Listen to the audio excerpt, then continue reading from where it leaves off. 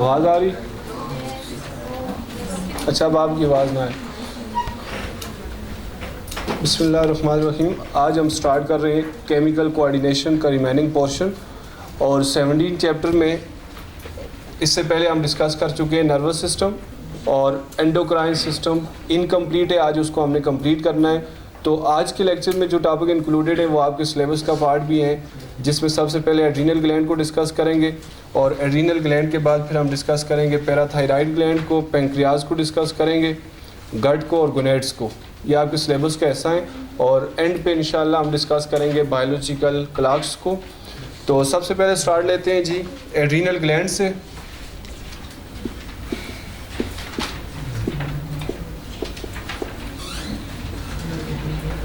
अच्छा, आपको पता है कि हमारे दोनों किडनीज के ऊपर एक एक क्या होता है, एड्रीनल ग्लैंड होता है।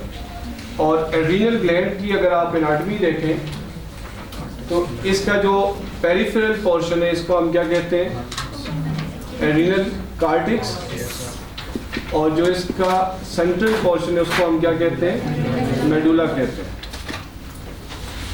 अब सबसे पहले हम देखते हैं कि ये जो एड्रीनल कार्टेक्स है ये किसके कंट्रोल में, और फिर हम देखेंगे एड्रीनल मेडुला किसके कंट्रोल में, इनको कौन कंट्रोल करता है, और फिर हम देखेंगे इनमें से कौन से हार्मोन रिलीज होते हैं और किस कंडीशन में रिलीज होते हैं। तो सबसे पहले आपको पता है कि अगर हम इस तरह का एक स्ट्रक्चर ड्रा करें तो इससे आप फौरन क्या समझ जाते हैं, ये क्या चीज़ है जी, ये हाइपोथैलेमस और ये पिट्यूटरी ग्लैंड। और सबसे पहले हम देखते हैं कि इसकी कार्टेक्स से कौन से हार्मोन रिलीज होते हैं और वो किसके कंट्रोल में। एंटीरियर लोब ऑफ पिट्यूटरी से एक हार्मोन आता है जिसको हम क्या कहते हैं, एड्रीनोकार्टिकोट्रोफिक हार्मोन, ACTH। ACTH किस पे इफेक्ट करता है, एड्रीनल ग्लैंड की कार्टेक्स पे, और फिर यहाँ से कौन से हार्मोन रिलीज होते हैं इसकी वजह से, कार्टिकोस्टेरॉइड। और इसी तरह ये जो एड्रीनल ग्लैंड का मेडुलरी रीजन है ये किसके कंट्रोल में, ये डायरेक्टली ऑटोनॉमिक नर्वस सिस्टम इसको कंट्रोल करता है। मोटर न्यूरॉन जब नर्व इम्पल्स लाएंगे तो यहाँ से हार्मोन रिलीज होंगे, और यहाँ से कौन से हार्मोन रिलीज होते हैं, एपिनेफ्रिन है, नॉरएपिनेफ्रिन।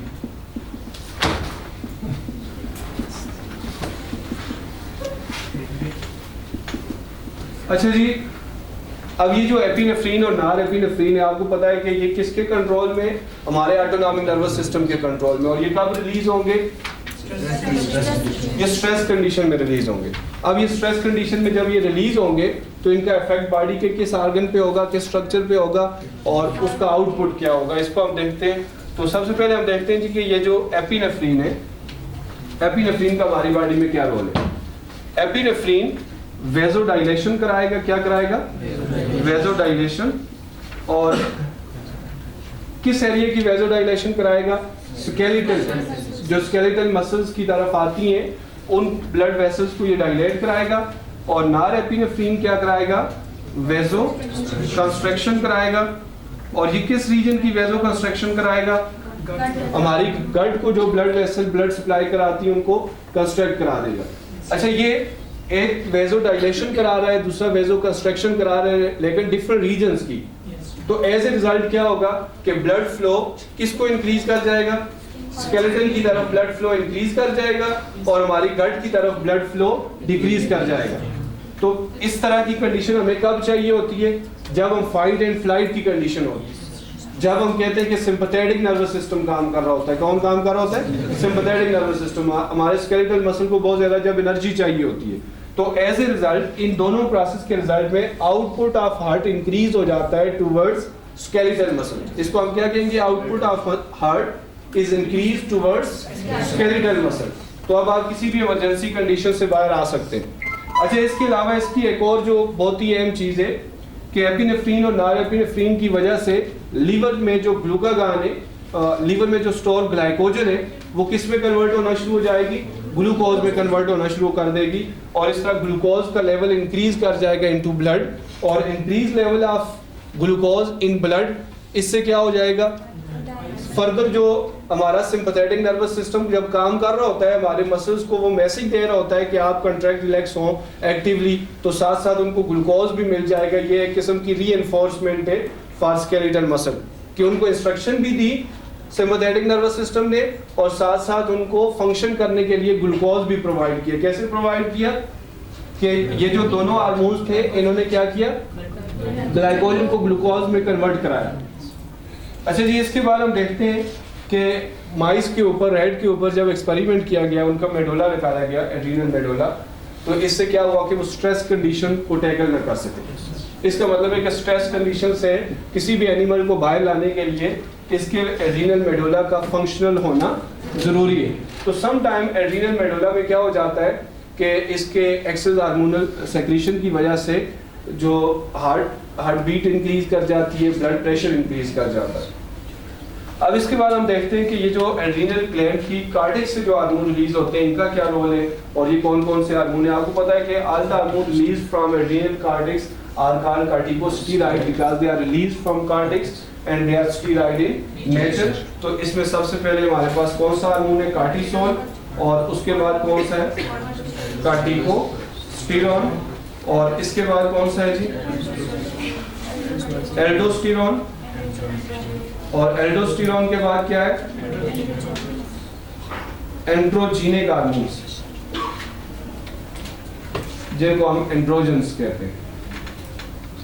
अब ये जो डिफरेंट हार्मोन है, अब हम इनके फंक्शन देखते हैं कि इनके क्या फंक्शन है। और मैकेनिज्म आपको पता है कि जब भी बॉडी में स्ट्रेस कंडीशन होती है, जब भी बॉडी में ऑस्मो रेगुलेशन कराना होती है, जब भी ग्लूकोज को मेंटेन कराना होता है, तो ये एसीटीएच रिलीज हो रहा होता है। तो ACTH anterior lobe of pituitary से आएगा, कार्टेक्स के सेल पे इफेक्ट करेगा और यहाँ से ये हार्मोन रिलीज हो जाएगी। और ये जो कार्टिसोल है, सबसे पहले हम इसको देखते हैं कार्टिसोल क्या है। कार्टिसोल को हम कहते हैं, ये क्या है जी, ग्लूकोकार्टिकाइड। ये क्या है जी, ग्लूकोकार्टिकाइड। अब इसको हम ग्लूकोकार्टिकाइड इसलिए कहते हैं कि ये क्या करता है, ये एंटागोनिस्टिक टू इंसुलिन काम करता है, इंसुलिन के अपोजिट इसका वर्क है। तो इसका वर्क क्या होता है कि ये ब्लड में ग्लूकोज लेवल को इंक्रीज कराता है। अब ये ब्लड में ग्लूकोज लेवल को कैसे इंक्रीज कराता है, ये प्रोटीन्स और लिपिड्स की ब्रेक डाउन कराता है और उनको मोस्टली ग्लूकोज में कन्वर्ट कराता है।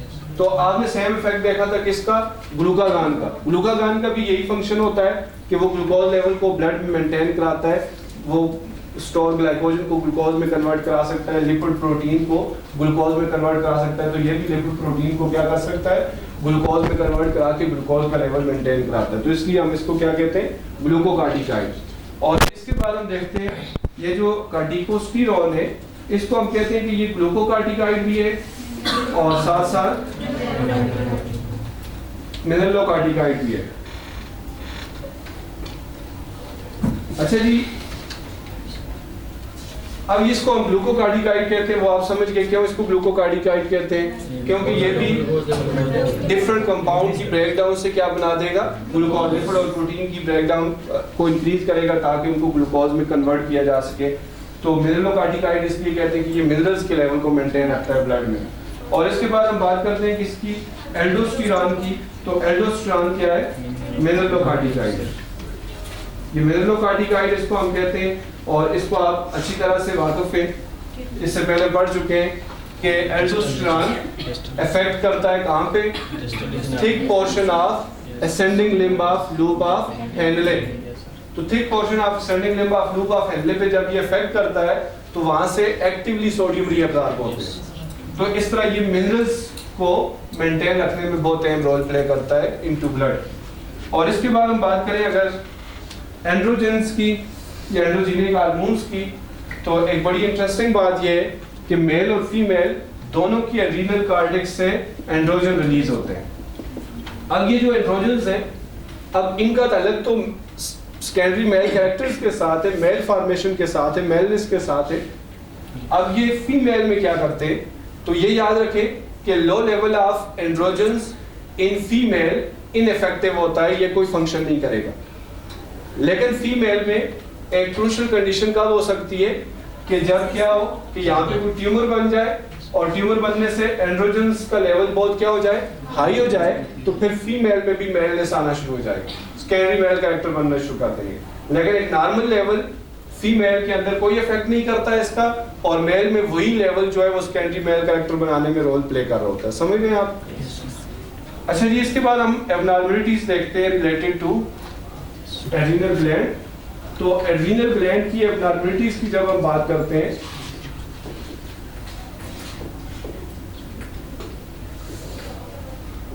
तो कौन कौन सी एबनॉर्मलिटीज हैं जो एड्रीनल ग्लैंड से रिलेटेड है जी? एडिसन्स डिजीज, और इसके बाद कौन सी है? Cushing disease. अच्छा जी, एडिसन डिजीज कैसे होती है? सबसे पहले हम ये देखते हैं कि एडिसन डिजीज में क्या प्रॉब्लम होता है।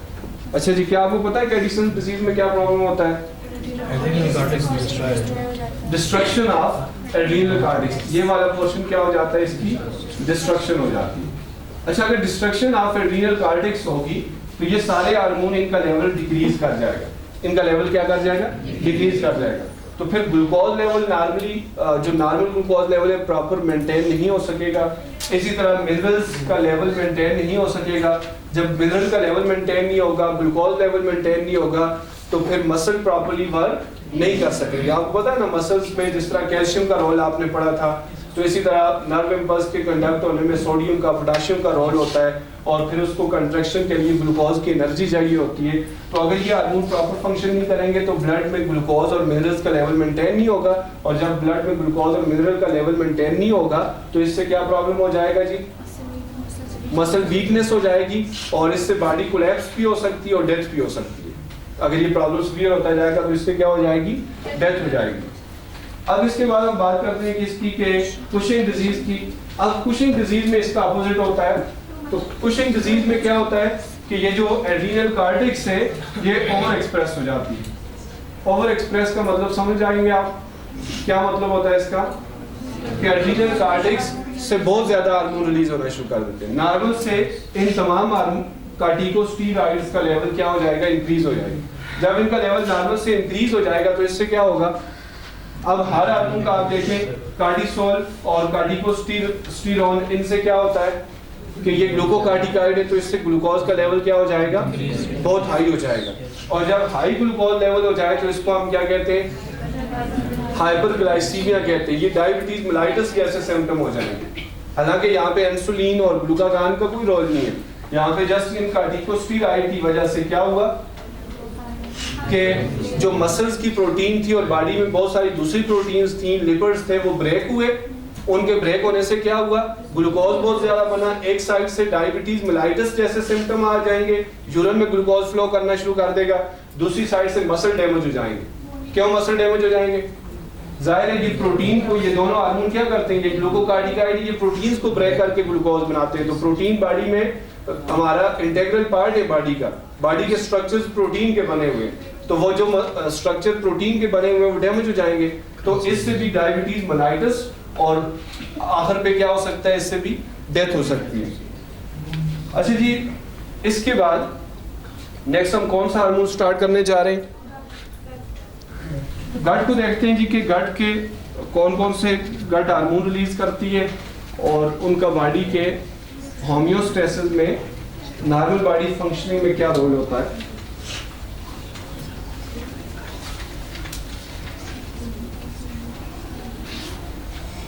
अच्छा, गट में अगर आप देखें जी,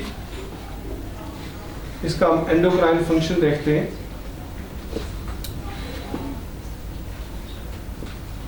ये एसोफेगस है, ये स्टमक है, और ये डुओडेनम है। अच्छा, सबसे पहले हम देखते हैं कि ये जो स्टमक है, स्टमक एक हार्मोन रिलीज करता है जिसको हम कहते हैं गैस्ट्रीन। कौन सा हार्मोन? गैस्ट्रीन। अब गैस्ट्रीन हार्मोन कहाँ से रिलीज होता है कि स्टमक के पाइलोरिक एंड के जो म्यूकोजल सेल होते हैं, लफ्ज़ याद रखने, पाइलोरिक एंड ऑफ स्टमक के जो म्यूकोजल सेल होते हैं, जो इनर लाइनिंग में म्यूकोजल सेल होते हैं। आपको पता है ना म्यूकोजल सेल कहाँ होंगे? इसकी इनर लाइनिंग, जो अंदर वाली साइड। अब यहाँ से गैस्ट्रीन कब रिलीज होती है कि जब यहाँ पे पेप्सिन इफेक्ट करेगा और इसके इफेक्ट से प्रोटीन ब्रेक होंगी। किसमें ब्रेक होंगी? पेप्टोन्स और पॉलीपेप्टाइड्स में। और ये जो पेप्टोन्स हैं, पॉलीपेप्टाइड्स हैं, इनको हम कहेंगे ये पार्शली डाइजेस्टेड प्रोटीन है। और ये जो पार्शली डाइजेस्टेड प्रोटीन है ये इफेक्ट करेगी म्यूकोजल सेल पे, और फिर यहाँ से रिलीज होगी गैस्ट्रीन, और गैस्ट्रीन फिर यहाँ से जाएगी ब्लड के जरिए कहाँ तक, गैस्ट्रिक ग्लैंड तक। ये याद रखना कि गैस्ट्रीन ल्यूमन ऑफ स्टमक में कभी भी रिलीज नहीं होती, ये कहाँ रिलीज होती है, इनटू ब्लड। हार्मोन है ना, तो ये ब्लड के जरिए किस तक जाएगी, गैस्ट्रिक ग्लैंड्स तक, और गैस्ट्रिक ग्लैंड की सेक्रीशन को ये क्या करेगी, इंक्रीज करेगी। तो ये और गैस्ट्रिक जूस रिलीज कराएगी। क्या रिलीज कराएगी, गैस्ट्रिक जूस रिलीज कराएगी, गैस्ट्रिक जूस रिलीज कराएगी। तो गैस्ट्रिक जूस किस किस वजह से रिलीज होता है, ये इससे पहले मैं आपको डाइजेस्शन में पढ़ा चुका हूँ, जिसकी एक वजह क्या है, गैस्ट्रीन की है। अब आपने देखा कि गैस्ट्रीन कहाँ से रिलीज होती है, इसका स्टिमुलस कौन सा होता है, और फिर ये किस तरह अपने टारगेट स्ट्रक्चर तक जाती है, और फिर वहां जाके ये फंक्शन क्या कराती है। तो ये सारी चीज़ों को अच्छी तरह से देख लें। इसके बाद हम देखते हैं जी कि first part of small intestine duodenum जो है, इसके म्यूकोजल सेल भी एक हार्मोन रिलीज करते हैं, जिस हार्मोन को हम कहते हैं सेक्रेटिन। और इधर आप अगर देखें तो ये लीवर है, ये गॉल ब्लैडर है, ये बाइल डक्ट जा रही है, और यहाँ पे पेंक्रियाज है। अब सेक्रेटिन कब रिलीज होती है, सबसे पहले ये देखें कि जब एसिडिक फूड यहाँ से अंदर आएगी, किस में आएगी जी, अच्छा स्टमक से डुओडेनम में फूड किस फॉर्म में आती है, काइम की फॉर्म में। तो जब तो स्टमक में पीएच क्या होती है, 2 से 3, और ये जो एसिडिक काइम है जब यहाँ से टच करेगी mucosal cell of small intestine, तो यहाँ से ये सेल क्या रिलीज करेंगे, सेक्रेटिन। और ये जो सेक्रेटिन है ये ब्लड में रिलीज होगी, और ब्लड के साथ ये कहाँ तक जाएगी, अच्छा ये गैस्ट्रिक ग्लैंड के पास भी जाएगी, ये लीवर में भी जाएगी, और ये पेंक्रियाज में भी जाएगी। तो ये गैस्ट्रिक ग्लैंड को क्या मैसेज देगी, इनहिबिट कराएगी गैस्ट्रिक जूस की सेक्रेशन को, और ये लीवर में बाइल की सिंथेसिस कराएगी, और ये पेंक्रियाज में क्या करेगी, रिलीज कराएगी पेंक्रियाटिक जूस को। किसको रिलीज कराएगी, पेंक्रियाटिक जूस को। ये सारी चीजें आपको समझ आ गई कि सेक्रेटिन क्या है। सेक्रेटिन इज अ हार्मोन, और सेक्रेटिन का क्या रोल होता है जी, इनहिबिट करती है गैस्ट्रिक जूस की सेक्रेशन को, बाइल की सिंथेसिस कराती है, और पेंक्रियाटिक जूस को रिलीज कराती है। ये हमने गट के 2 हार्मोन पढ़ लिए जी। अब आप समझ गए कि गट के एक्सोक्राइन फंक्शन के साथ साथ इसके एंडोक्राइन फंक्शन भी होते हैं। अच्छा, इसके बाद हम कौन सा हार्मोन पढ़ने जा रहे हैं जी, इसके बाद हम देखते हैं कि पेंक्रियाज का क्या रोल है, इसका एंडोक्राइन रोल देखेंगे। अच्छा, इसके लिए जब आप देखते हैं जी, आपके सिलेबस में क्या है कि what are islets of Langerhans, कि ये जो लैंगरहैंस के आइलेट्स हैं ये क्या चीज़ है, islets of Langerhans, islets of Langerhans. अच्छा, लैंगरहैंस एक साइंटिस्ट था जिसने अपने नाम से ही पेंक्रियाज के अंदर कुछ खास रीजन है जिनका नाम रख लिया आइलेट्स ऑफ लैंगरहैंस। तो सर हम सबसे पहले देखते हैं कि आइलेट्स ऑफ लैंगरहैंस किसको कहा जाता है। ये पेंक्रियाज है और ये इसकी पेंक्रियाटिक डक्ट है। अच्छा, बाद लोग ये समझते हैं ना पूरे पेंक्रियाज को ये आइलेट ऑफ लैंगरहैंस कहते हैं, ऐसी बात नहीं है। पेंक्रियाज के अंदर यहाँ पे कुछ एंडोक्राइन सेल्स है, मीन के हार्मोन सेक्रेटिंग सेल है, यहाँ भी हार्मोन सेक्रेटिंग सेल है, यहाँ भी हार्मोन सेक्रेटिंग सेल है। तो पेंक्रियाज में डिफरेंट जगहों पे हार्मोन सेक्रेटिंग सेल्स होते हैं। ये जो हार्मोन सेक्रेटिंग सेल का एक ग्रुप है, this is one islet, this is other islet, this is third islet. तो इस तरह के बहुत सारे मिलियन ऑफ आइलेट्स होते हैं। तो इन सारों को हम आइलेट्स ऑफ लैंगरहैंस कहते हैं। अब आइलेट ऑफ लैंगरहैंस को आप कैसे डिफाइन कर सकते हो, those regions of pancreas where hormone producing cell are located, जहां पे हार्मोन प्रोड्यूसिंग सेल लोकेटेड है वो आइलेट ऑफ लैंगरहैंस है, और जो रिमेनिंग पोर्शन है पेंक्रियाज का वो सारा एक्सोक्राइन फंक्शन है। और ये क्या है जी, एंडोक्राइन फंक्शन करने वाले सेल्स है ये। अच्छा, ये जो आइलेट ऑफ लैंगरहैंस है, इस आइलेट में किस किस्म के सेल होंगे, आप इससे पहले इतना जानते हैं कि यहाँ पे अल्फा सेल्स हैं, फिर यहाँ पे बीटा सेल्स हैं, अल्फा सेल्स है और बीटा सेल्स है। लेकिन यहाँ पे गैमा सेल्स भी होते हैं, यहाँ पे डेल्टा सेल्स भी होते हैं, यहाँ पे एप्सिलॉन सेल्स भी होते हैं, alpha beta gamma delta and epsilon cells. और सारे सेल्स के डिफरेंट फंक्शन है, क्योंकि आपकी बुक में जो है वो लिमिटेड चीजें दी गई हैं, तो इसलिए हम सिर्फ अल्फा और बीटा सेल्स को पढ़ेंगे। अच्छा, हर आइलेट में अगर हम अल्फा और बीटा सेल को कंपेयर करें तो अल्फा सेल का नंबर ज्यादा होगा या बीटा सेल का? Alpha cell small in number होते हैं, इनका नंबर कम होता है और ये रिलीज करते हैं ग्लूकागॉन। और जो बीटा सेल्स हैं इनका नंबर क्या होता है? लार्ज होता है, लार्ज इन नंबर, और इनका फंक्शन क्या होता है जी? इंसुलिन सेक्रेट करते हैं। तो सबसे पहले हम देखते हैं कि ये जो आइलेट ऑफ लैंगरहैंस है इनकी सेक्रीशन किसके कंट्रोल में, मतलब कब ये सेल स्टिमुलेट होते हैं तो ये इंसुलिन रिलीज करते हैं या ग्लूकागॉन रिलीज करते हैं, इसकी स्टिमुलेशन, इसका कंट्रोल क्या लिखेंगे आप? Control of islet, control of secretion, ठीक है, secretions of islets of Langerhans. अच्छा जी, इसकी कंट्रोल की अगर हम बात करें तो सबसे पहले इसका कंट्रोल किसके पास है जी? जी, पिट्यूटरी के trophic hormone, trophic hormone of pituitary. कौन से ट्रॉफिक हार्मोन के कंट्रोल में इसकी सेक्रीशन? जी, सोमेटोट्रॉफिक हार्मोन और एड्रीनोकार्टिकोट्रॉफिक हार्मोन। और इसके अलावा ये डायरेक्ट रिस्पांस करते हैं, ये सेल डायरेक्ट रिस्पांस करते हैं किसको? Blood glucose level. ये बहुत अहम बात है, ये क्या करते हैं जी? डायरेक्ट रिस्पांस कर देते हैं to blood glucose level. Blood में ग्लूकोज का लेवल जब डिक्रीज या इंक्रीज होता है ना, तो अल्फा और beta cell itself secretion start कर लेते हैं। अच्छा, यहाँ पे एक और बहुत अहम चीज है जो आपकी बुक पे नहीं दी गई, तो ये जो आइलेट ऑफ लैंगरहैंस है ये सिंपैथेटिक नर्वस सिस्टम और पैरासिम्पैथेटिक नर्वस सिस्टम दोनों को रिस्पांस करते हैं, दोनों की नर्व्स इसमें होती हैं, लेकिन क्योंकि वो आपके सिलेबस का पार्ट नहीं है आप उसको छोड़ दें। तो अभी हम ये देखेंगे कि ये जो इंसुलिन है, इंसुलिन का क्या रोल होता है बॉडी में और ये कब रिलीज होती है। अच्छा जी, इंसुलिन की जब हम बात करते हैं तो इंसुलिन कौन से सेल से रिलीज होती है? बीटा सेल से। और कब रिलीज होती है? जब high level of glucose in blood, जब ब्लड में ग्लूकोज का लेवल नॉर्मल से इंक्रीज कर रहा हो तो इंसुलिन रिलीज होती है। तो मैं एक आगे वाले एक चैप्टर से एक सेंटेंस आपको पढ़ा रहा हूँ कि what is the function of insulin in the body. आप इतना कह देते हैं कि डिप्रेसेस द ग्लूकोज लेवल, ये ग्लूकोज लेवल को क्या करती है? डिप्रेस करती है, डिक्रीज करती है इन द ब्लड, डिक्रीज करके उसको मेंटेन करती है। लेकिन मैं इसका आपको फंक्शन बताता हूँ कि इसका मैकेनिज्म ऑफ एक्शन क्या है, ये किस तरह एक्शन करती है, उसके बाद हम इसके फर्दर फंक्शन डिटेल में डिस्कस करते हैं। तो आपने आप अपनी बुक में ये पढ़ा है कि insulin route glucose into cell, वहां पे ये नहीं लिखा हुआ ये कम करती है या ज्यादा करती है। Insulin route glucose into cell, इसका क्या मतलब है कि ये एक सेल है, इसके ऊपर ये इंसुलिन के रिसेप्टर है। किसके रिसेप्टर है? Insulin receptor. और आज आप जाके ढूंढेंगे ये कहां से मैंने पढ़ा है, ये इंसुलिन के रिसेप्टर है। और इधर क्या होगा जी?